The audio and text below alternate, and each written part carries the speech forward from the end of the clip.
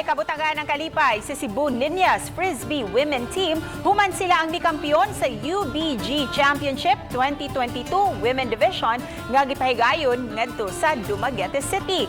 Bound ang determinasyon ug disiplina sa matag miyembro. Ilang nakabot ang tinguha nga mahatagan og dungog ug garbo ang dakbayan sa Subo. Kinibisan pa man wa sila'y nadawat ka suporta gikan sa lokal nga kagamhanan, ilabi na atol sa ilang mga training.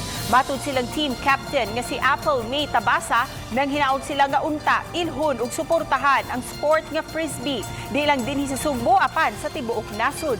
Dugang niya nga unta hatagan sila og kahigayunan nga makagamit sa mga sports facilities aron mas mapalambo pa nila ang ilang katakos sa frisbee. Ang amoa lang gyud sir, ang long time dream lang gyud dili lang sa Cebu Niñas, bisag lag sa tanan frisbee players sa Cebu.